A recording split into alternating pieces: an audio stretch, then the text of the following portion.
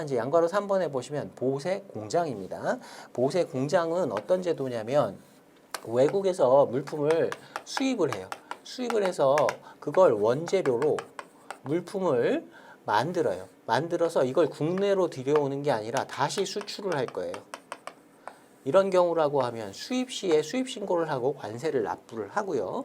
그다음에 수출을 하고 나면 우리나라에서 사용 소비되지 않았기 때문에 관세를 환급을 해줍니다.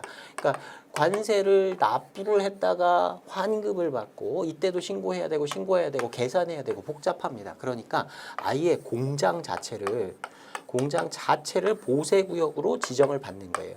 그래서 외국에서 물품을 가져다가 제조를 해서 외국으로 다시 반송을 하는데 수입신고, 수출신고를 하지 않아도 되는 장소를 말합니다. 마음대로 외국에서 물품 막 들여다가 막 만들어서 외국으로 막 나가도 되는 건 아니고요. 반입신고, 그다음에 반출신고, 반송신고 이런 건 다 해야 됩니다. 기본적으로 수입신고, 수출신고하고 행정적인 절차는 거의 비슷한데 관세는 납부하지 않는다. 이렇게 이해해 두시면 되겠습니다.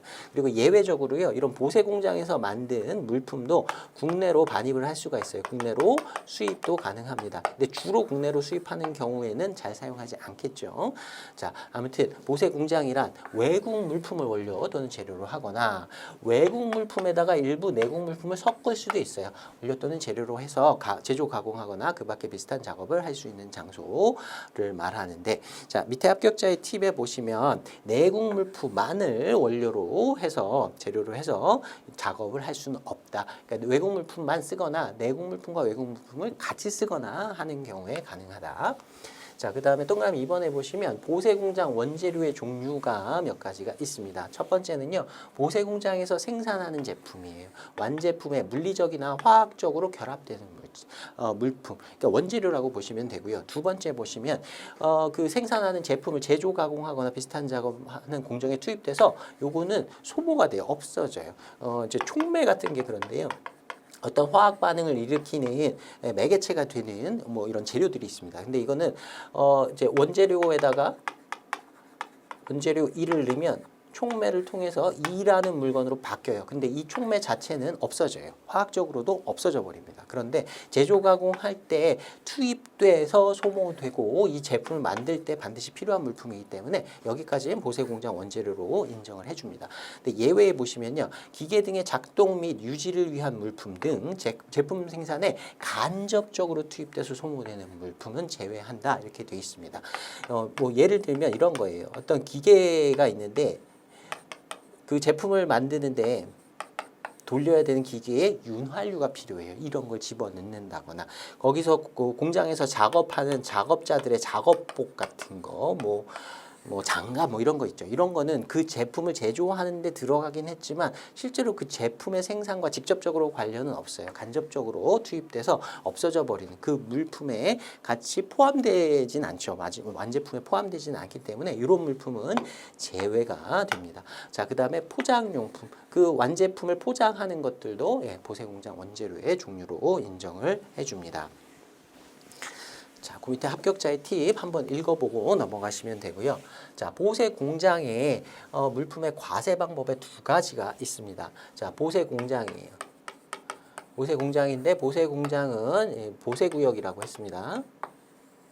보세구역이라고 했고, 자, 보세공장에서 제조된 물품을 원재료를 가지고 제조를 해가지고 수출을 하는 경우만 있는 것이 아니라 국내로 반입을 하는 경우, 수입을 하는 경우도 있을 수 있다 그랬어요. 이렇게 반입을 하면 관세를 납부를 해야 될 텐데 이 관세를 계산하는 기준을 두 가지를 둔 겁니다. 하나는 원료과세예요. 원재료가 공장에 투입될 때 상태를 기준으로 관세를 부과하는 게 있고요. 만들어진 원료를 가지고 만들어진 제품에다가 과세를 하는 경우가 있습니다. 이걸 제품과세라고 합니다. 이거 선택할 수 있어요. 그래서 원료의 상태에서의 관세율이 예를 들어 3%다. 그리고 제품으로 만들어서 수입할 때 관세율은 한 8%가 된다. 이러면 당연히 원료 상태에서 수입 신고를 하고 관세를 납부해서 제조를 하는 게 훨씬 더 유리하겠죠. 이런 경우에 이제 원료과세에 적용을 할 수가 있고요. 만약에 뭐 특이한 경우지만 원료는 8%인데 요 완제품을 만들고 나면 2%가 된다. 그러면 제품을 기준으로 완제품을 기준으로 관세를 납부하는 게 유리하겠죠. 이런 경우엔 제품과세라고 하는 걸 선택을 할 수가 있어요. 그래서 보세 공장의 운영인이 이제 그때그때 그 물품의 유불리에 따라서 제품과세, 원료과세 이런 것들 선택할 수 있습니다.